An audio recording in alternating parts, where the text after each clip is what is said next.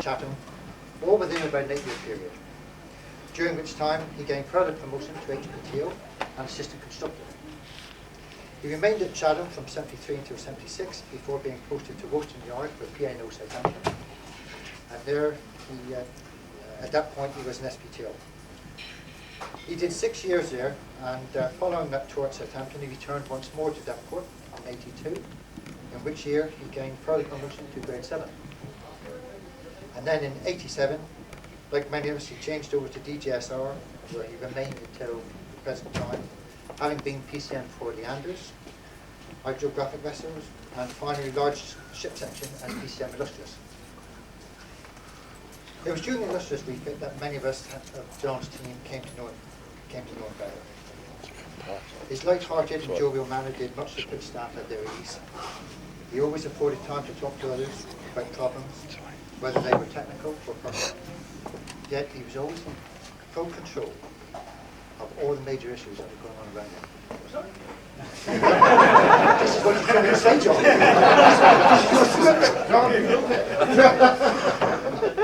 My personal experience was that John instilled confidence in others by letting them get on with the task, but was always available to offer support and guidance when asked. In short, I believe John has a rare ability to pull it all together, and I guess that's probably what we call leadership. Is that right, John? His skills as a manager and motivator doesn't end there. He makes every effort to broaden his skills at every opportunity, and it has been said that John is quick to learn. This is evident by his aptitude to IT. Every week, one of us would guide his finger to F12 to lock the weekly report. And you know that after only 6 months of intensive training, John mastered it all on his own. John's interest and aptitude for IT is only matched by his enthusiasm for car maintenance.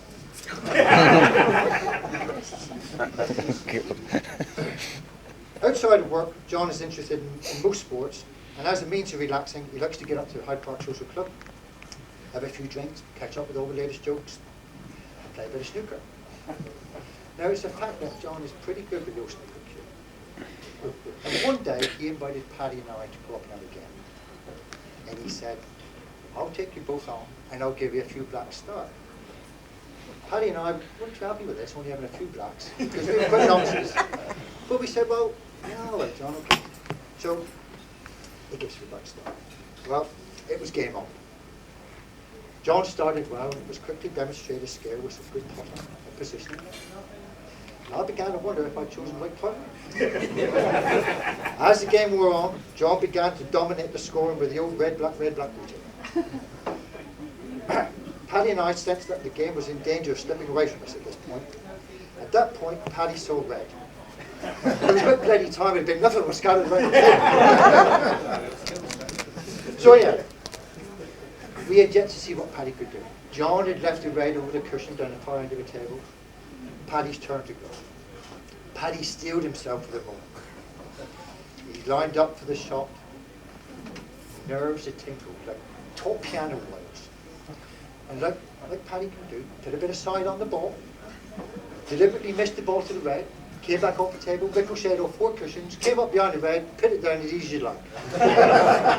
Well, John was gobsmacked. Paddy was a little surprised too. Well, needless to say, we never got invited back to the club again. Paddy got through three cubes of chalk. After all, he was playing with the thick end of the cube. We never got invited back again. John is now learning not to set his sights too high, and he's now learned to play with the more mediocre players of the club. Anyone looking at John will quickly realise that among his pastimes is keeping himself in good shape. And he does this by regular workouts in the gym, and his physique has therefore led him to be known affectionately by many nicknames. Mad Max, Exterminator, Conan the Barbarian, and in fact if anybody had witnessed him sprinting between wickets at the recent DML cricket match, you would realise that Conan the octogenarian is far more It's the knees, you see, they've gone. Another of John's talents is his ability to set paper, to set pen to paper. And this is reflected in his more recent interest in writing poetry. And he must take great satisfaction in having some pieces published and even recited. You will obviously be aware, John, that since you've left the Leicester Centre, it's been a literary barren, completely barren of all thought or intelligence. Can't get the word these days. You can't. John used to say that managing the Illustrious was like living in a pressure cooker. No comment, Jim O'Kane. Well, all I can say is the old saying, when the going gets tough, the tough leave. And that's exactly what John's doing. But before I conclude and make the presentation, I would like at this point to call on Tony Hallett, because I think you might be interested in some verse that Tony's got to say. First of all, let me say it's not my idea, it's Joe Green's. He asked me if I could find something that rhymed, but not very well. I was able to accommodate that as what he did. I thought that I'd choose the little yellow island to the north of Kathmandu as the sort of theme. And the title is Rotten to the Core. Thank you very much. But core is spelled with a P. Yeah. Yeah, well, yes. Pretty subtle. Too subtle, that one. Yeah. Very subtle. There we go. There's a well-preserved constructor to the north of Albert Gate, with a parchment and a quill clasped in his hand. He's a quite accomplished poet, and you and I all know him. If you've heard his works, I'm sure you'll understand. His attention wanders quickly to a joke that he's just told, and a smile upon his lips begins to flicker. A rather awful joke about a bearded bloke and an actress and a choir boy and a vicar. His outrageous sense of humour will be most sorely missed, but just how much is quite hard to assess. His jokes are mostly crude and phenomenally lewd, and lacking almost totally in finesse. There's a twinkle shining brightly in his red and bloodshot eye. Then the slow remorseless build-up of a thirst. At the thought of drinking ale on a most outrageous scale, till his bladder's very nearly fit to burst. He abhors the thought of water, and has now become convinced that it's used to water down the local beer, which is nearly always flat, like the urine of a gnat, from a Turkish wrestler's jockstock in Tangier.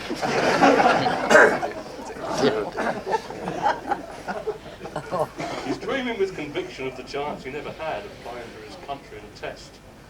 But in all those years of cricket, he scarcely ever took a wicket, and 2 for 157 was his best.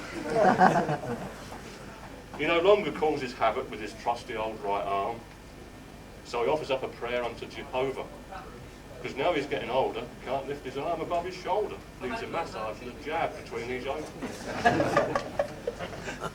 He appeals for LBW when the pitch is wide of leg, claims catches when the ball is inches wide. He just can't stop appealing, with loud impassioned feeling, and rejections to appeals he can't abide. He's very keen on winning, and his vigour's unsurpassed. His victims all take cover when he yells. The environmental threat exceeds a jumbo jet at a level of 100 decibels. He thinks he's good at snooker, but others don't agree. But his magic when it comes to Halloween, he has this certain knack of pocketing the black when going off the cushion for the green. He's practised very keenly at some aspects of the game, in dives from Bangladesh to Bogota. But the only skill he's mastered is getting well and truly plastered while potting pints of bitter at the bar. He's in excellent condition for a person of his age, has the heart and constitution of a lion. He would go to any length to fortify his strength, doing press-ups, doing squats and pumping iron. He's an ardent rock and roller, which was missed, and an expert at the jive. Weekends at the disco often stars, looking less like young Bill Haley and more like Arthur Daly, from whom he now nearly always buys his cars.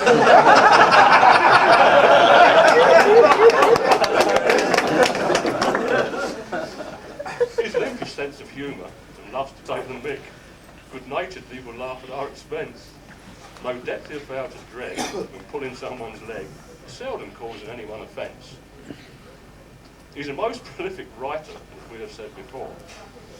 And just look at all the offspring that he's bred. There can be no objection to the obvious connection that his pencil must be nearly always filled with lead. He's a very snuffy dresser. From his head down to his toes, and functions at the core, he makes the news. He's the only one who dares to dress in drapes and flares, and yellow socks and winkle picker shoes. Now he's joined the opposition to work for DML, which no constructor's ever done before. To members this will mean that J.L. Horshem's been well and truly rotten to the core. With a feeling that we'll miss him when he packs his ads and goes to form his next and somewhat novel new alliance. Like a nice eccentric uncle, and like Simon and Garfunkel, he'll bequeath to all of us the sound of silence. All your colleagues here in Plymouth wish you all the very best. We'll regard you in the future with some caution, but I have an intuition and a very shrewd suspicion that we have not heard the last J.L. Horsham.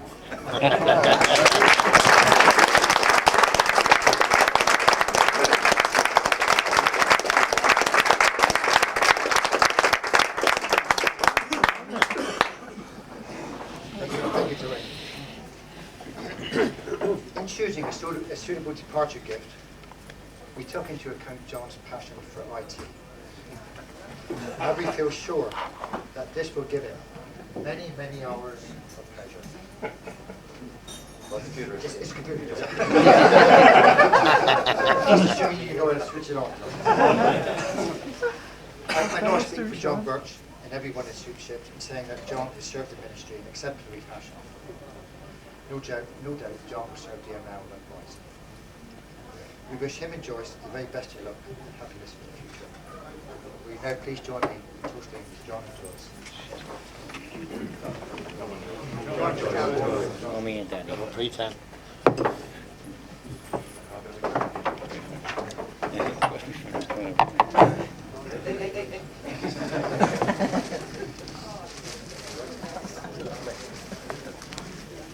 John, you've got 2 minutes.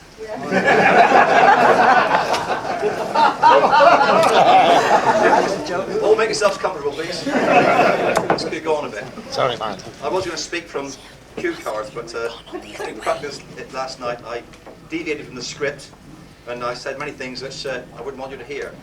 So in order to avoid that, I'll stick to the script. So my friends, colleagues, friends and family, like most of you, have attended many, many retirement functions in the past. And in fact, I've done the eulogies myself on many occasions. But it's a surprise to me to find that it's happening to me this early.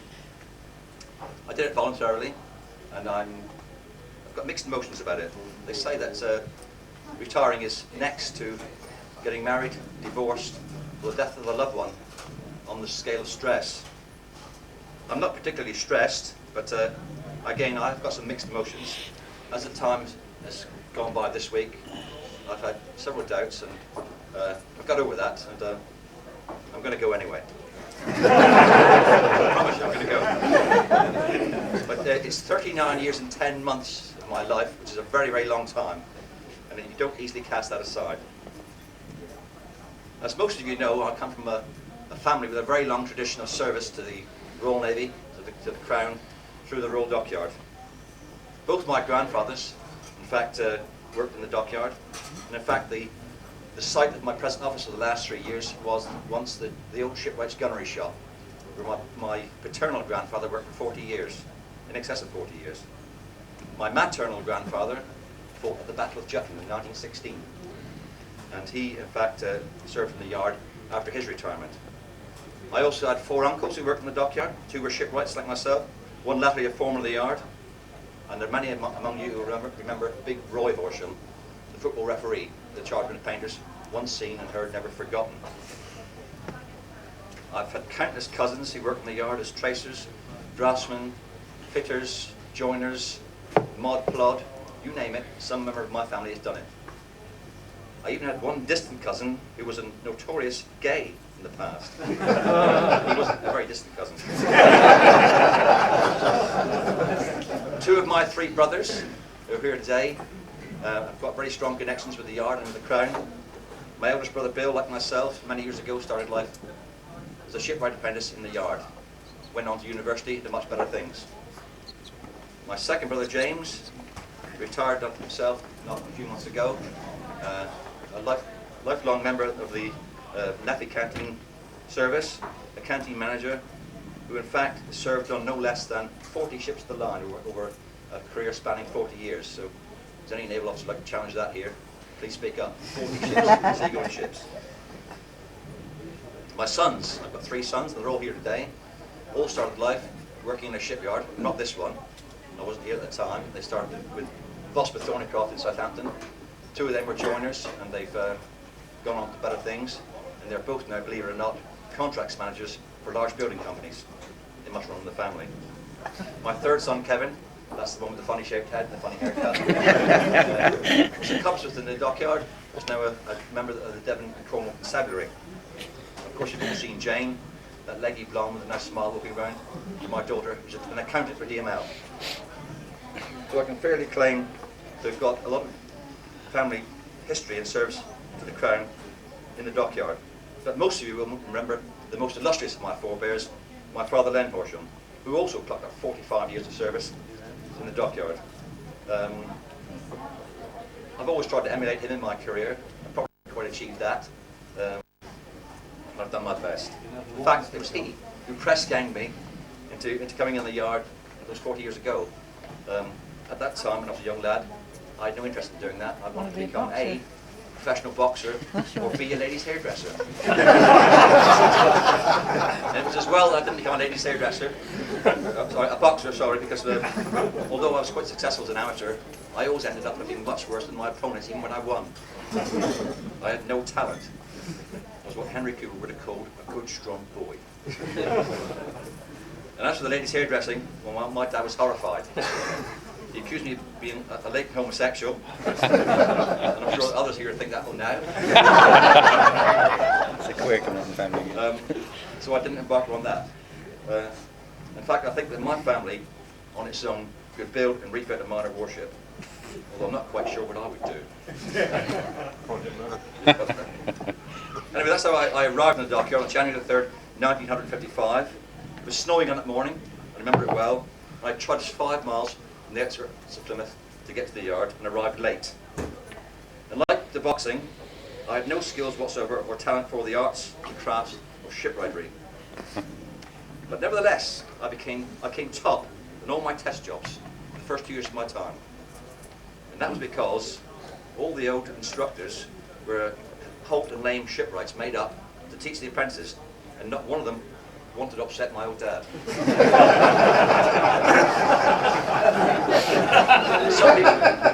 Some people say it still would follow in the footsteps of a successful father. Don't you believe it? I actually loved it. I used it shamelessly. It was like being the son of a godfather in the mafia. I was untouchable. Always on overtime. Of course, I got ragged by my peers and pals, but they never ever come once to even hurt my feelings.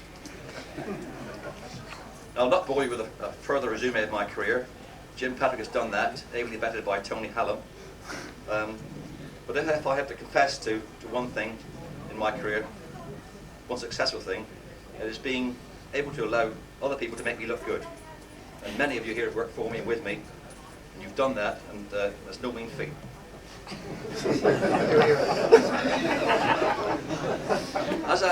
When I leave the yard, I have many memories, obviously. And like all of you, the memory of the variety of personalities and the characters you meet over the years spring to mind and always bring a chuckle. The stories are boundless, and I will remember them with great affection. And also the humour that you'll find in everyday dockyard life. It's there all the time. It's black humour at the moment because the yard has taken many knocks over the years, and more so recently than at any other time. Now, I'd like to close with saying a few words about something that's dear to all our hearts. That, in fact, is the institution. The institution that the dockyard once was and has become over and what it indeed will become in the future after the next metamorphosis in April '96 when it gets completely sold off. It doesn't fill me with any fears because I know that the spirit of the dockyard, the very soul of the dockyard, which has always been there, is engendered by people like yourselves. We've all worn brown, green or blue overalls at some time in our life, calico overalls. We've all worked with our hands, and it's the camaraderie that is born of that common heritage, learning and developing the skills, using the skills that serves our industry, that will keep the spirit of the yard going forever. It will always be there in one shape or form, I'm sure of that, no matter what politicians will do or say. As I bow out of my career, I will look back with nostalgia and a great deal of pride, not so much for the small parts that I've played in my career, but the collective efforts of people like yourselves. In fact, those efforts have been going on for centuries now. And I've talked with all my forebears, and I've totted up today, there's about 400 years of service that my family have given to the Royal Dockyard.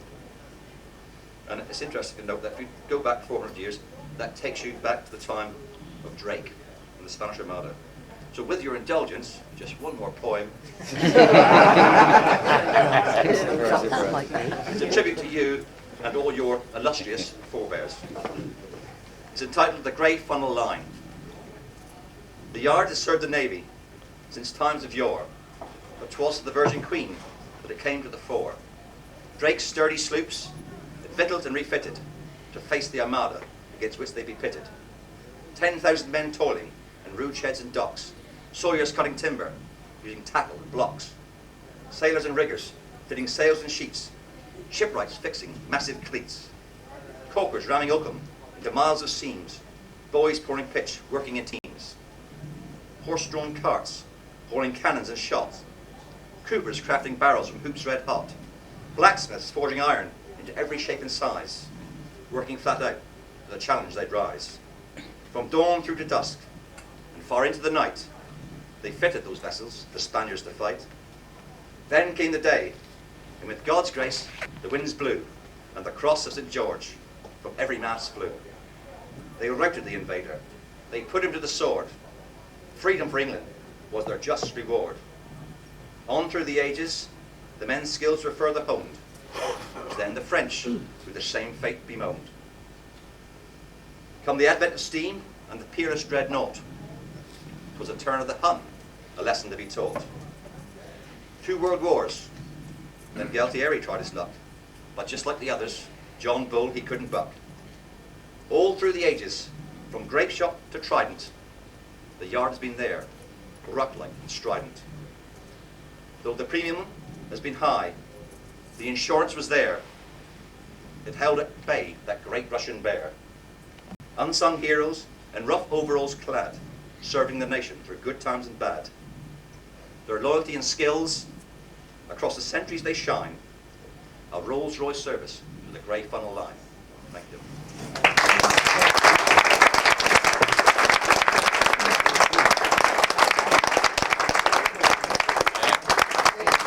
Before we start having the food, there's just one little thing. A farewell word. Yes, Joyce. interesting.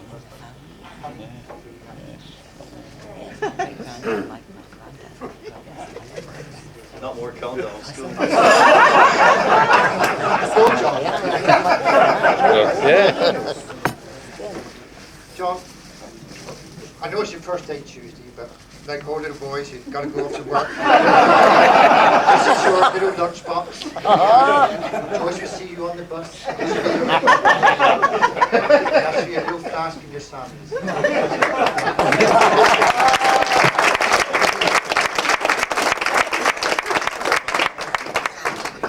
No favour served now, I think. Put some in your box. Start it now.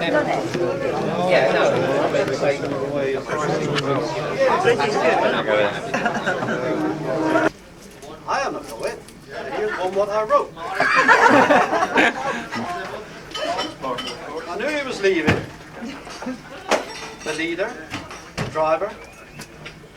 I saw his car in the Arrow for under a fiver. He looks apprehensive. here on his day. Because that's what he don't know what I'm going to say. I've known John for years, and I've trod a similar track. Of course, him up the front and me at the back. But he's here among friends. Delighted. Exultant. He's leaving the mall to become a consultant. I tried that too. A consultant to John. That's as far down the road as I've ever gone. But to be a consultant, you need to be tough. To give sound advice. Speak off the cuff. To establish the difference between what is clear and just what it is they want to hear. But you're out on your own with a chance you've not missed. Man, my business is slack. I must have been pissed. I like it. Anyway. I ain't learned that before. But away with the humour. Here is the scattering. The virtues you'll find a little more flattering. He'll not let you down, and he'll cover your tracks. He won't let you drown or fall through the crack. The sentiment's right, but my words are... However, in all of my years with the mob, I have never found a man in authority less likely to scoff. So give me John Horsham, pro, on the top.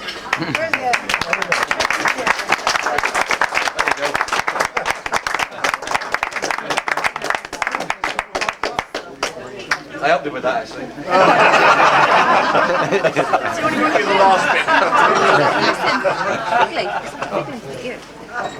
Get a close up of that blackhead on him, I know.